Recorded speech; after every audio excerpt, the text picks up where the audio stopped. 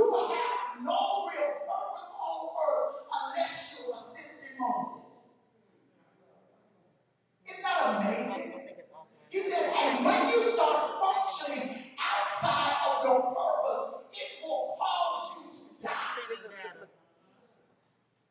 Many of us, the reason why we don't see any growth in our personal life is because we're functioning outside of our call to assist another vision.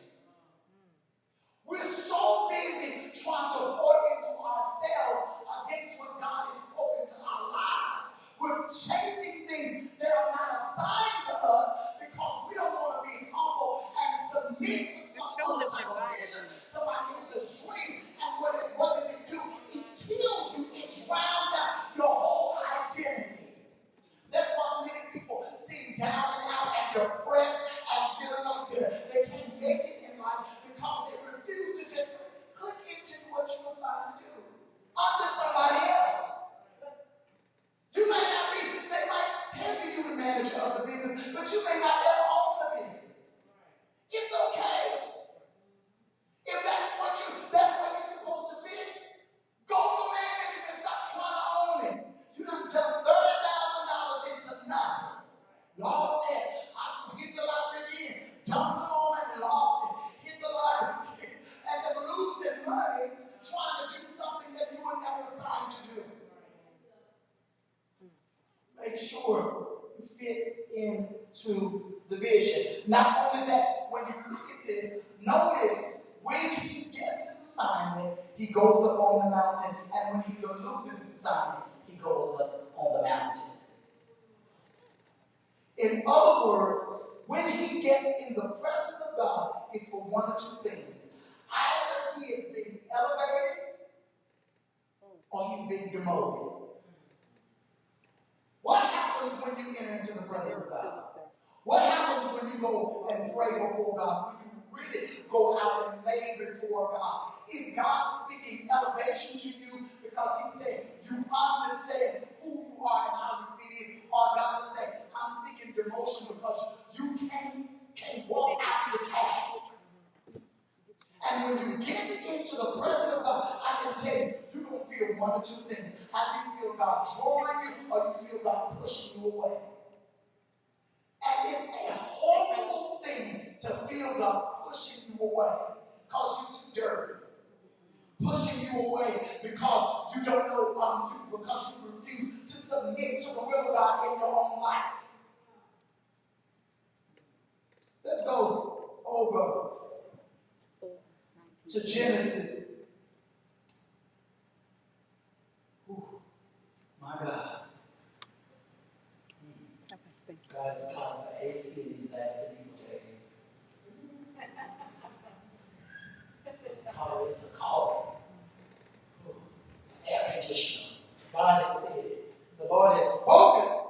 Chapter 37, verses 5 through 10 in Genesis. And I want to talk to you really briefly, and we're going to be down about the Joseph dream story. And Joseph dreamed a dream, and he told to his brethren, and they hated him yet the more. And he said unto them, Hear, I pray you, this dream which I have dreamed. For behold, we are dividing sheep in the field, and lo, my sheep arose, and also stood upright. And behold, your sheep stood around about, and made obedience to my sheep.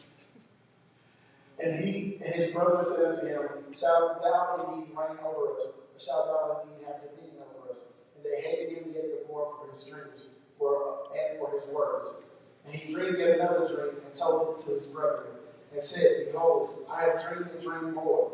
And behold, the sun and the moon, and even the 11 stars made obedience to me. Opposites to me, praise God. And he told it to his father and to his brother. And his father rebuked him and said to him, What is this dream that thou hast dreamed? Shall I and my brother and thy brother indeed come to bow down ourselves to the earth? Look at this. How difficult, first of all, was it for Joseph to have to go to them and tell them his dream? Joseph is clearly called. He's clearly called. You know the story of Joseph. You know he ends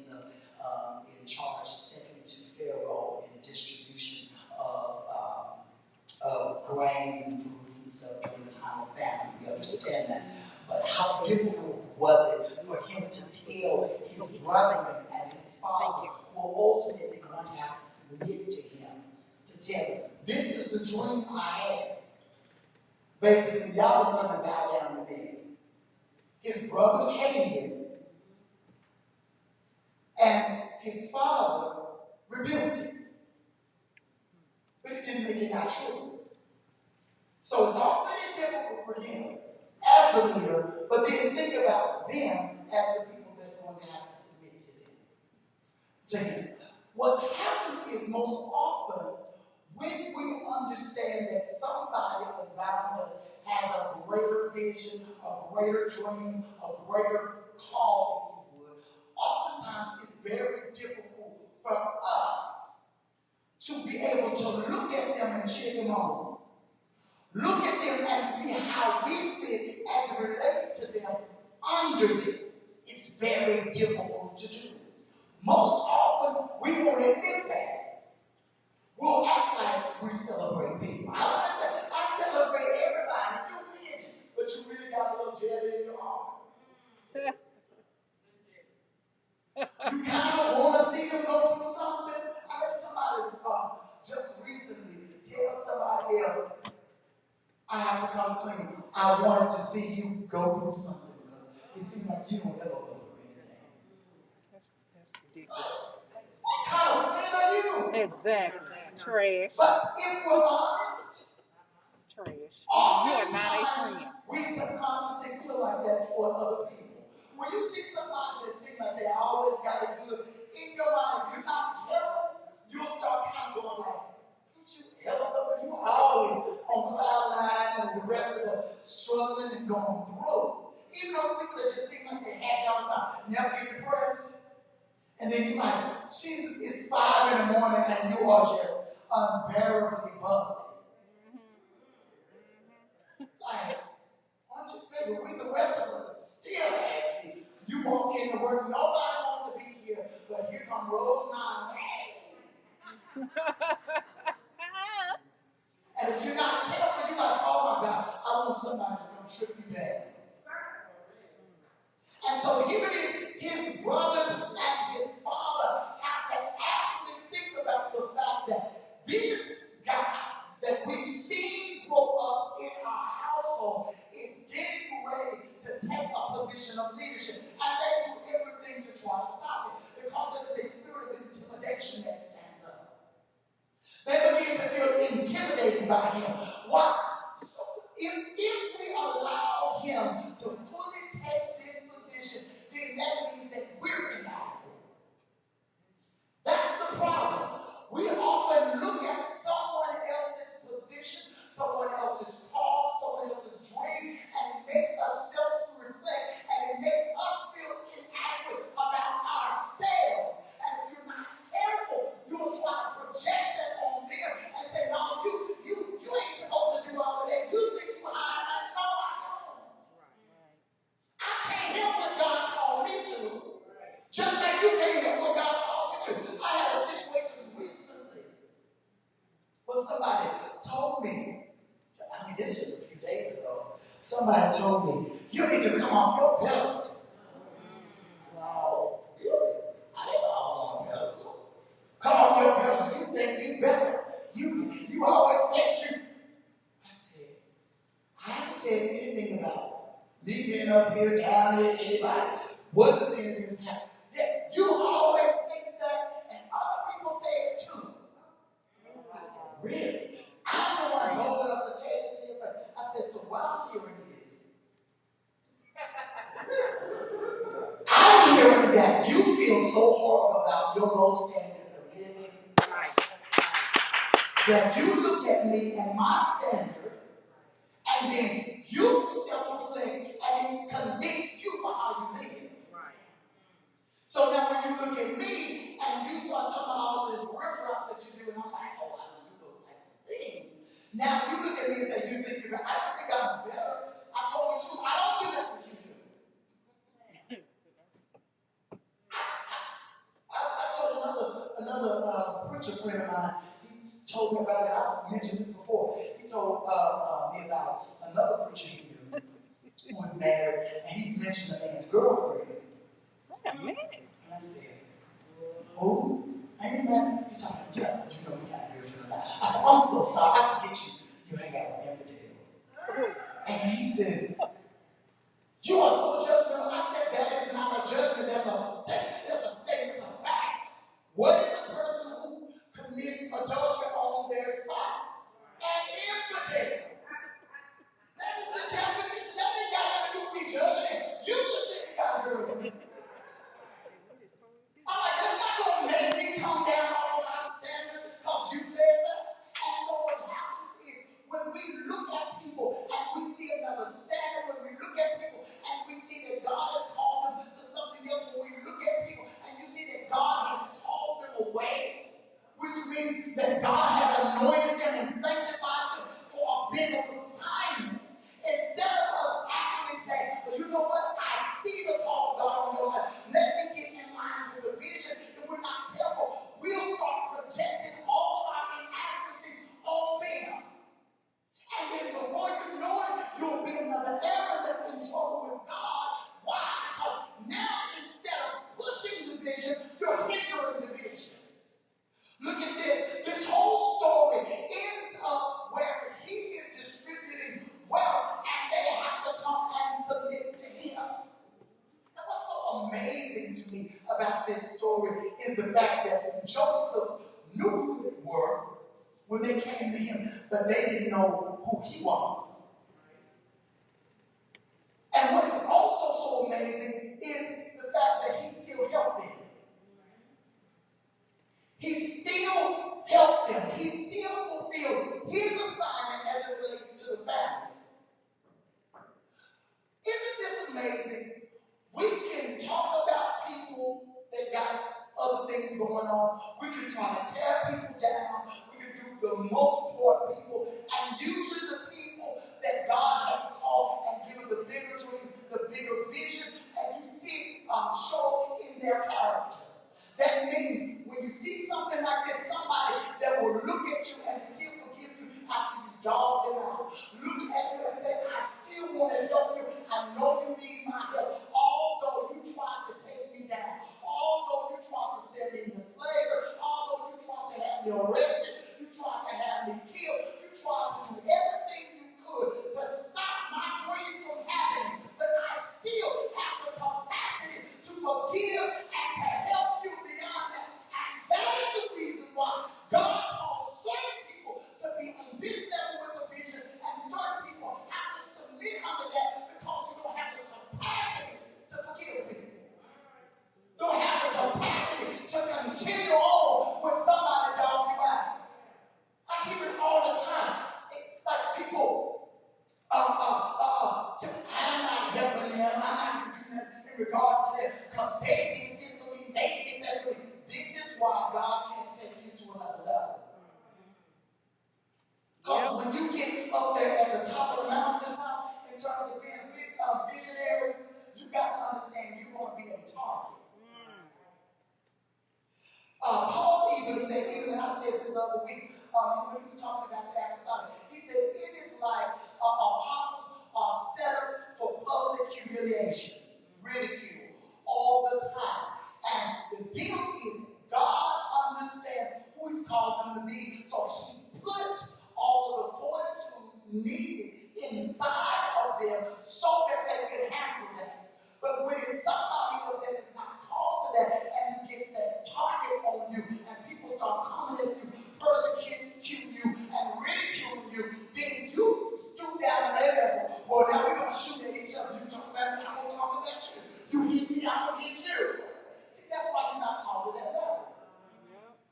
That's why you need to be under somebody else's tutelage. That's why you need to fit into somebody else's dream. Yeah.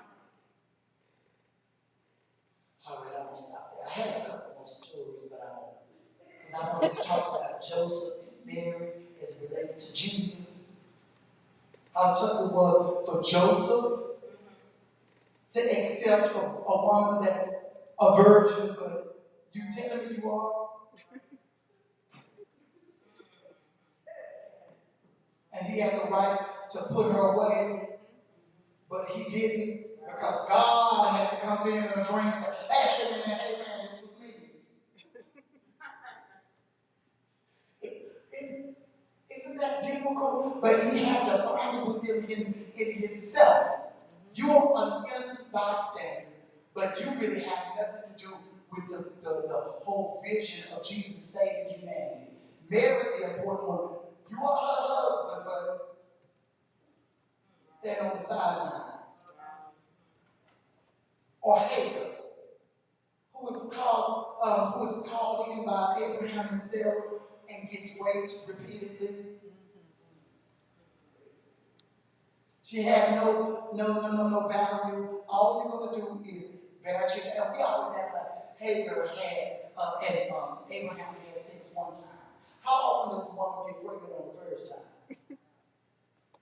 So, this has been repeated. Women are tipping in the room over and over, and she can't say no. And then you gonna rape her, and then she still has to give the baby up to Sarah. And then when she takes the baby, and then when she flees and says, you know what, I want to deal with this, then God speaks to her and said, go back and submit. What? Only for the son to start growing, and then she had her own child, and then say, you know what, I don't want this bond woman and her son. Wait a minute, now when is it going to be? Now she got to go again? Are you kidding me? How much is it that she would have to deal with within herself to humble herself and go through that? You know how difficult that is? And then God said they got the right to treat you this way. But look at the result of it. God said, although it seemed like Ishmael was not called to be, but because of whose son he is, I'm going to still make a great nation. And sometimes the things that we have to suffer in submission under somebody else's vision, we don't understand the reward that God has for us on the back end of submission. Isn't that amazing? And well, there are questions and comments, and I said I wanted to talk about those two, but I guess I kind of did. Questions and comments. We love you. Thank God for everybody that came out Sunday. We had a long time. Easter Sunday, Easter Resurrection Sunday. Long time, so a lot of guests and people that haven't been in church in a while. So that was a blessing. Thank God for, and I want to say it Sunday, but I'll say it tonight. Thank God for all the people that have been laboring in ministry. Musicians, praise team, the people in sound, Elder Lucky, Sister Carmen, Sister Denise tonight, Sister Angel, Sister Mariana, who else? The Juju and Sam and everybody that's been just jumping on board, the ushers and everybody. It's just, we love you in Jesus' name. Brother Dick, all the saints, Prophetess Melina, who else? Sister Christy up there screaming on the mic. Sister Simone, Tiffany, and Sister Keisha. She's been staying together without going in too much over there. Just keep singing. Praise the Lord. We lose her from time to time. Thank God. Sister Calvin, the babies, what's his baby name? Sister Michaela and Sister Cynthia. Sissy. Praise God. Hallelujah. Thank God for all. Thank you for coming in and getting on the broadcast on the CD. I come back and listen to. I said, listen, going in. Thank God for everybody that assists us, and we are doing big things. We're moving forward. Take a moment, and it's time to give. Prepare your offering, your time, your seed. If you're online, of course, you can give your cash out or the Bitly or text to give. If your present was full of an envelope, and you can give your credit, debit card, cash money order. Thank God for everybody that came out. Thank God for you. And if you have a prayer request, let us know. We'll pray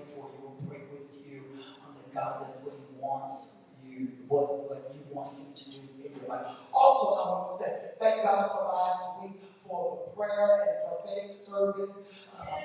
Hallelujah, thank God for that. We are going to be doing that on a monthly basis. So we are gearing up for the next one that will take place the last Wednesday of the month. We'll do that every month on the last Wednesday. We'll be praying the week prior and collecting names and prayer requests. And we've come up with a better system, so don't y'all panic in the back. We're going to talk about it. Came up with a much better system so that we can make this move a little smoothly. We thank God for the first go round. I think everybody cooperated with each other as best we could. Thank God for you. We are standing all over the building. Father, we thank you now for this service of your people, for everything that you've done, doing, and going to do, God. Thank you for every word that's been spoken. We thank you for taking us to our various destinations, safely bringing us back on the next time appointed, and we'll give you the honor and praise. In Jesus' name we pray. The people everywhere said amen.